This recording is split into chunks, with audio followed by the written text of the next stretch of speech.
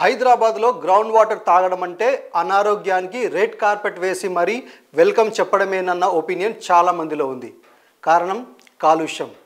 నగరం చుట్టూ పరిశ్రమలు, ఎక్కడెక్కడి నుంచో వచ్చి చెరువులో కలిసే వ్యర్థాలు, మురుగునీటి ప్రవాహంలా కనిపించే వాటర్ కెనాల్స్. ఇక మీదట ఈ పరిస్థితి మార్చేస్తామంటున్నారు హైడ్రా కమిషనర్ ఏవి రంగనాథ్. అసలు తమ లక్ష్యం కూడా చెరువుల్ని పర్యావరణ రహితంగా మార్చడమే అంటున్నారు ఆయన. అక్రమ నిర్మాణాలను తొలగించడంలో బిజీగా ఉన్న హైడ్రా ఆ డ్యూటీతో పాటు చెరువుల్ని కాలుష్యం బారి నుంచి కాపాడటంపై ఫోకస్ పెట్టింది. ఇప్పుడు దీనికోసం పొల్యూషన్ కంట్రోల్ బోర్డుతో కలిసి పనిచేయనుంది. ఇప్పటికే కొన్ని నిబంధనలు కూడా రూపొందించారు. పొరపాటున వాటిని అతిక్రమించే ప్రయత్నం చేస్తే హైడ్రా పీసీబీ కలిసి చెరువుల్ని కలుషితం చేసే వారి భరతం పట్టడం ఖాయం.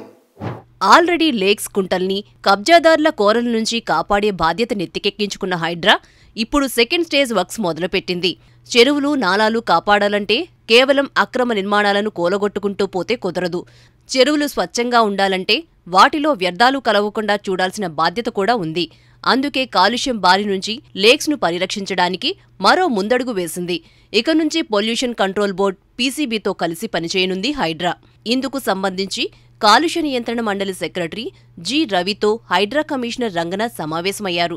నగరంలోని చెరువులు, కాలువల్లోకి మురుగునీటితో పాటు పారిశ్రామిక వ్యర్థాలు కలవకుండా తీసుకోవాల్సిన చర్యలపై చర్చించారు వీరు.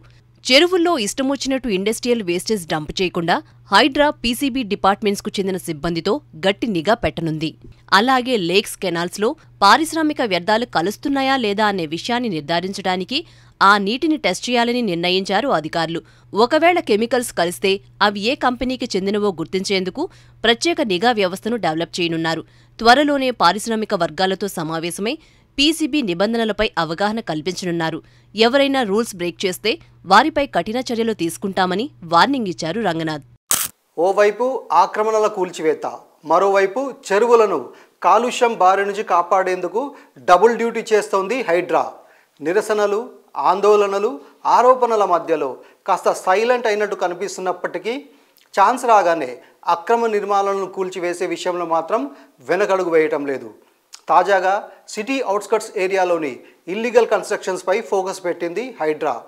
అమీన్పూర్ వందనపూరి కాలనీలో 848 సర్వే నంబర్లో రోడ్ను ఆక్రమించి మరీ కట్టిన భవనాన్ని కూల్చివేశారు హైడ్రా అధికారులు. నోటీసులు ఇచ్చినప్పటికీ ఇళ్లను తొలగించకపోవడంతో సీరియస్ అయిన హైడ్రా బుల్డోజర్కు పని చెప్పక తప్పలేదంటుంది. మరోవైపు తమ భూములు కబ్జాకు గురయ్యాయంటూ వస్తున్న కంప్లైంట్స్ ఆధారంగా ఫీల్డ్ విజిట్ చేస్తూ బాధితుల సమస్యల్ని వింటున్నారు హైడ్రా కమిషనర్ ఏవి రంగనాథ్. అక్రమాలను గుర్తించడం, నోటీసులిచ్చి 15 రోజులు గడువివ్వడం, ఈలోగా ఇల్లీగల్ కన్స్ట్రక్షన్ని యజమానులే తొలగిస్తే సరి. లేదంటే 2 వారాల గ్యాప్ తర్వాత బుల్డోజర్లతో రంగప్రవేశం చేస్తోంది హైడ్రా. కాస్త బ్రేక్ తీసుకుని మళ్లీ వర్క్ మోడ్లోకి వచ్చిన హైడ్రా అధికారులు అమీన్పూర్లోని అక్రమ నిర్మాణాలపై కొరడా జలిపించారు. అమీన్పూర్ మున్సిపాలిటీ పరిధిలోని వందనపురి కాలనీలో 848 సర్వే నెంబర్లో అక్రమ నిర్మాణాలను కూల్చేశారు. ఉద్రిక్త పరిస్థితులు తలెత్తకుండా ముందు జాగ్రత్తగా పెద్ద ఎత్తున పోలీస్ బలగాలను మోహరించారు కూడా. మరోవైపు ఇండియన్ లేక్ మ్యాన్ ఆనంద్ మల్లిగవాడ్తో కలిసి రేగులగుంట, బక్షికుంట చెరువుల్ని సందర్శించారు. రేగులగుంట చెరువులో నీటి స్వచ్ఛత, అలాగే మురుగునీరు చేరకుండా మళ్లించిన తీరును దగ్గరుండి పరిశీలించారు రంగనాథ్.